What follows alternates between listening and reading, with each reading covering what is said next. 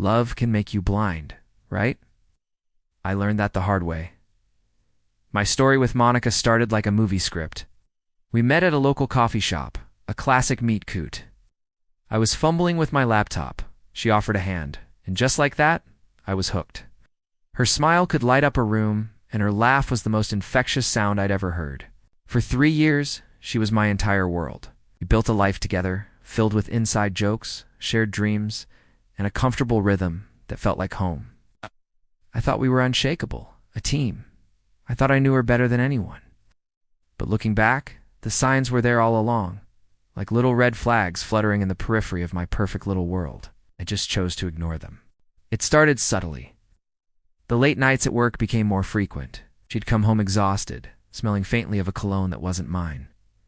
When I'd ask, she'd just wave it off. "It's just Steven from marketing," she'd say. "He practically bathes in that stuff," her phone.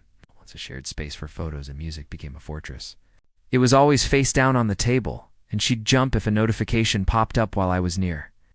She started talking about her new work friend, Alex. Alex was brilliant.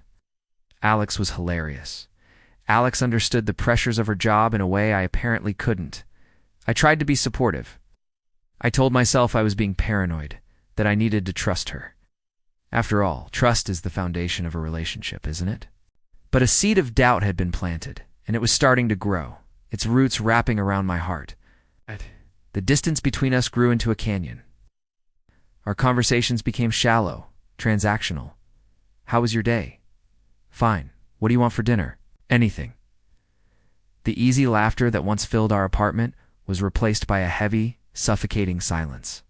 She'd spend hours on her phone, a small, secret smile playing on her lips as she texted.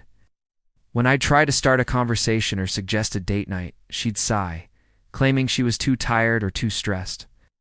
I felt like I was living with a roommate, a ghost of the woman I fell in love with. The intimacy we shared, both emotional and physical, evaporated. I felt so alone, even when she was sitting right next to me.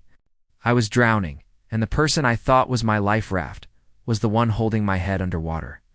The breaking point came on our anniversary. I had planned a surprise weekend getaway to the coast, the place where we first said, "I love you."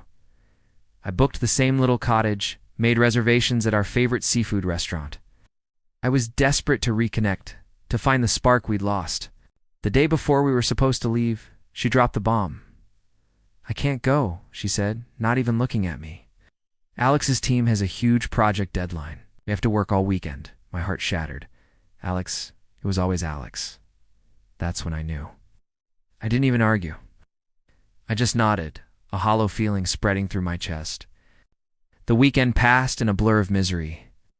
On Sunday night, a friend, bless his heart, sent me a picture. It was a screenshot from a mutual acquaintance's social media story. There they were, Monica and Alex. At a beach bar laughing, her head on his shoulder. They weren't at work. They were on my anniversary trip.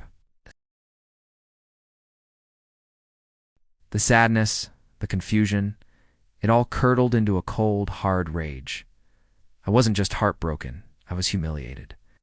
She hadn't just cheated, she had stolen my memories, my plans, my love, and used them for her own selfish affair. I packed her bags that night.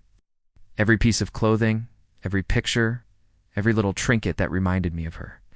I laid them all out in the living room. When she finally strolled in late that night, looking surprised to see the lights on, she saw the pile. The color drained from her face. "Leo, what is this?" she asked, her voice trembling. I just held up my phone, showing her the picture. No words were needed. The jig was up. The lies, the excuses, they all crumbled around her.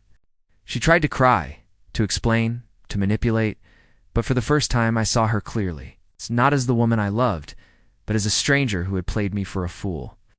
The next few weeks were hell. The breakup was messy. She tried to paint me as the villain, the jealous, controlling boyfriend. She told our mutual friends that I was overreacting. But the truth has a way of coming out.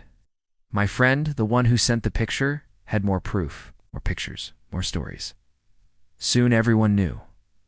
Her perfect image was shattered. She lost friends, respect. And eventually she lost Alex too.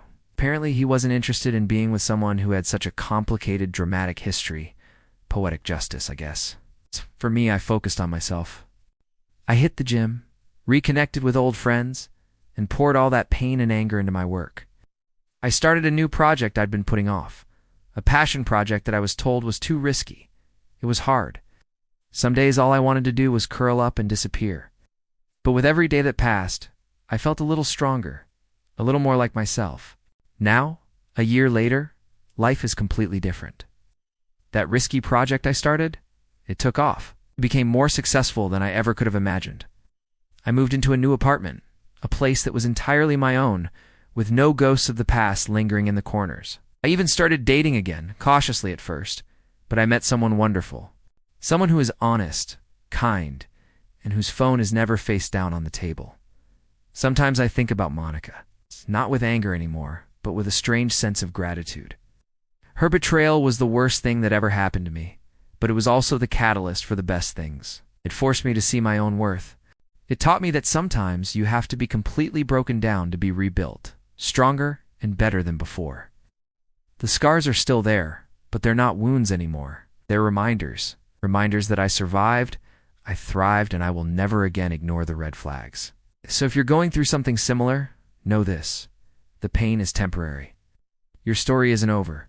This might just be the beginning of your best chapter yet. Thanks for listening to my story. If you've been through something like this, share your experience in the comments. Let's support each other. Don't forget to like and subscribe for more stories. See you next time.